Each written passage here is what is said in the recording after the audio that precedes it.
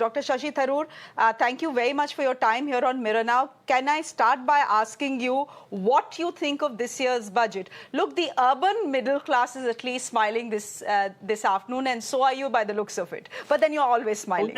Only if you have a job and the salary and it's around 12 lakhs, yes, you can be happy. But the truth is that the budget does nothing for the vast numbers of unemployed in our country, sadly.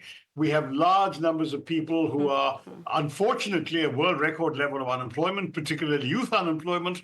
We also hold the world record for the college-educated unemployed, and there's nothing in the budget that gives them any hope of jobs. In fact, the employment-linked incentive schemes that were announced in last year's budget have been stuck. And the government simply couldn't even spend the budget that they announced for 10,000 crores. They spent about 6,000 and change, and they didn't deliver any job opportunities. So they haven't even mentioned it this year. But the problem we have is that there is a very large number of people for whom the key they were looking for is something that will assure them the prospect of jobs. There's nothing there. But yes, you can get good headlines for your Delhi and Bihar elections. In fact, the people of Andhra Pradesh must be feeling hard done by that they didn't have their election this year too. And this is coming, by the way, from a party that wants one nation, one election, which is quite hilarious. Because clearly the message they've sent out now is if your election is going to come after this year's budget, we'll give you freebies this year. If your election is next year, you'll get money next year, etc. I mean, what kind of message is this from the one nation, one election folks? But anyway, we'll have to see. I'm worried about some of the specifics as well, because we'll have to wait for the income tax bill proposed for next week that Mr. Sitharaman mentioned, because we have no idea what the fine print is going to be. Will some of the deductions be changed? Will the traditional approaches to your tax savings become less relevant? Who knows? We'll just have to see. And the other things are the big ticket items she mentioned. I mean, she mentioned things like India becoming a global hub for toys and the footwear and leather sector getting a big focus product scheme to boost productivity. I mean, big, bold words and promises. But if you look at the actual investment last year, when both these items were under the PLI scheme, in PLI, they had 6,200 crores for electronics and IT. They had 0.01 crore for toys and 0.01 crore for footwear. So suddenly they've got this big headline. I think we'll have to wait and see how it actually works out in practice. You know, I've seen some of the opposition reactions come in, Dr. Tharoor. They're saying it's a hopeless budget. Even for the middle class, there is nothing. That's not true. There is something here for the middle class. And it's not just for people who earn up till 12 lakh rupees. The benefits will go all the way up to 50 lakh, 60 lakh rupees. At least there will be some saving. And any saving is better than no saving. But I want to ask you whether you have seen any positives in the budget. You are saying there is nothing about generating jobs, which is a concern area for our economy. But the government and the finance minister have spoken about small and medium industries. Quite extensively, might I add. Yeah, but the problem is, again, in practice, how that's going to work out. I mean, if you look at the fact that there's really no clue where investment's going to come from, we have a stagnant investment climate within the country, and we have FDI leaving the country in droves.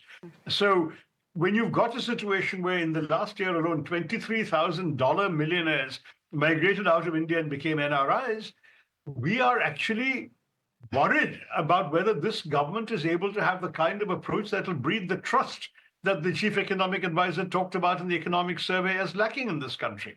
And that lack of trust is very serious. There's no question about that, because we need absolutely to bring investment before we can do any manufacturing, and we can't need manufacturing before we can generate exports, and we need both before we can talk about meaningful growth.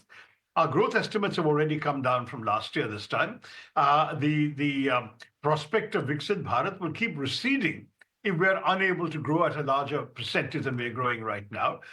There may be improvements in their approach. I don't want to be completely sort of raining on their parade, but there are just too many worries about the unaddressed portions of our concerns. And certainly investment is one leading to growth. There's also genuine concern about how do we give people an incentive to invest. As you know, the government's favoring these so-called national champions, the few companies that are getting monopolies and duopolies in a number of sectors. have discouraged other businesses from coming into those sectors, fearing that the investment climate will be tilted in favor of those big guys. Now, the difficulty with all of this is if we don't have investment coming in, we simply won't generate jobs. And jobs go down to the core problem of the way in which this country is hurting. And people, ordinary people, are hurting. Dr. Tharoor, my last question to you. I know you're in a bit of a rush. There is merit when the opposition says there is a reason why within the first 5 minutes, Bihar was mentioned by Nirmala Sitharaman, the Makhana board, as it were. And then she went on to mention Bihar 6 more times. Of That's course, right. there is merit when you say it's linked to the election, which is scheduled. Yeah. Yeah. So, Correct. I mean, there is merit in that. Absolute merit in that because comes to Bihar. Bihar goes to the elections. I get that. There's merit to that. But is there any merit when the opposition says that this tax relief is coming right ahead of the Delhi elections? Because honestly, if the government wanted some help, they would have announced this tax relief in 2024. They could have done with help then. Well, the fact of the matter is that right now, Delhi is one electorate in our country where salaried middle class would account for a larger portion of the electorate than the national electorate as a whole in 24 would have. In the national picture, salaried middle class is sadly a fairly small percentage. I mean, as you know, 63% of our population is still engaged in agriculture. So I think that in the national 24 budget, that wasn't the priority for them. Delhi and Bihar are clearly targeted in this budget with electoral gains in mind, and it is too cynical, honestly. I mean, for a government that is at the same time trying to preach the virtues of one nation, one election, the cynical manipulation of the tax of the budget and the electoral calendar doesn't suggest that the message they're sending is going to encourage people to support one nation, one election. You think Andhra is going to support that now? They want their bite of the cherry as an ally, and they have only witnessed Bihar getting all the spoils. Okay, Dr. Tharoor, we'll leave it there for the moment. Thank you very much for your time here on Mirror Now. Good to have you.